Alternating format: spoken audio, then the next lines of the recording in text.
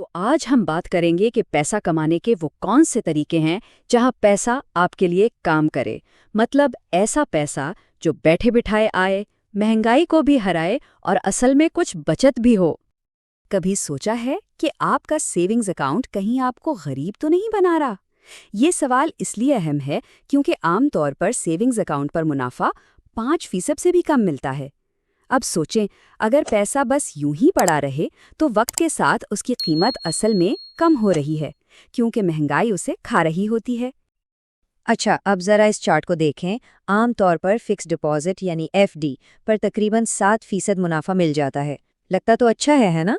लेकिन रुकें, पिछले 10 सालों में औसत महंगाई ही 5% रही है। और फिर जब आप इस 7% पर टैक्स देते हैं तो हाथ में क्या बचता है? अक्सर 5% से भी कम। तो इसका सीधा सीधा मतलब ये हुआ कि आपका पैसा बढ़ नहीं रहा, बस महंगाई के साथ साथ भाग रहा है और कभी कभी तो उससे भी पीछे रह जाता है। तो सवाल ये है कि अगर फिक्स डिपॉजिट इतना अच्छा ऑप्शन नहीं, तो फिर क्या करें? कोई ऐसा तरीका है जो महफूज भी हो और बेहतर भी? बिल्कुल है, चले देखते हैं। अगर एक फिक्स्ड रिटर्न ही चाहिए तो एफडी से एक कदम आगे बढ़कर गवर्नमेंट बॉन्ड्स को देखें। ये सबसे महफूज मतलब एब्सोल्युटली सेफ सरमायाकारी मानी जाती है। एफडी से भी ज्यादा महफूज क्यों? क्योंकि इसकी गारंटी बैंक नहीं, खुद हुकूमत देती है। मतलब चाहे कुछ भी हो जाए, हुकूमत आपके पैसे वापस करेगी।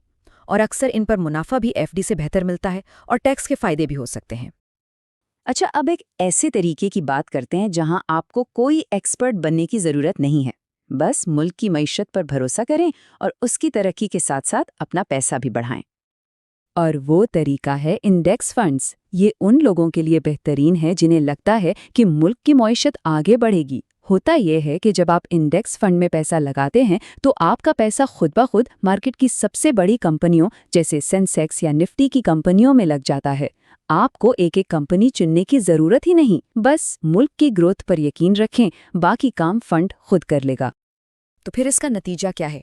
आपको जानकर हैरानी होगी, पिछले 10 सालों में सेंसेक्स, जो कि इंडिया की 30 सबसे बड़ी कंपनियों का इंडेक्स है, उसने सालाना 16% का कंपाउंडेड रिटर्न दिया है। 16%। और क्या किसी मैनेजर पर भरोसा करें कि वो हमारे लिए बेहतरीन स्टॉक चुने, या बस चुपचाप मार्केट के साथ चलते रहें, यानी एक्टिव या पैसिव? देखिए, फर्क सीधा सा है। एक्टिव म्यूचुअल फंड का मैनेजर कोशिश करता है कि वो मार्केट से ज्यादा कमा कर दे। इस मेहनत के लिए वो ज्यादा फीस लेता है, जिसे एक्सपेंस रेशियो कहते हैं। दूसरी तरफ इंडेक्स फंड का कोई ऐसा मकसद ही नहीं होता, वो तो बस मार्केट की नकल करता है। इसीलिए उसकी फीस भी बहुत ही कम, तकरीबन ना होने के बराबर होती है। और सिर्फ मैं ही नहीं, दुनिया के सबसे बड़े इन्वेस्टर वॉरेन बफे भी यही कहते हैं। उनका मानना है कि ज्यादातर फंड मैनेजर्स अपनी ऊंची फीस लेने के बावजूद भी मार्केट को नहीं हरा पाते। इसीलिए वो खुद कहते हैं कि एक कम फीस वाले इंडेक्स फंड में पैसा लगाना ही सबसे समझदारी की बात है। चलें, अब जरा इन्वेस्टिंग की दुनिया में एक और लेवल की बात करते हैं। ये थोड़ा पेचीदा है और हर किसी के लिए नहीं है। हम बात कर रहे हैं हेज फंड्स की।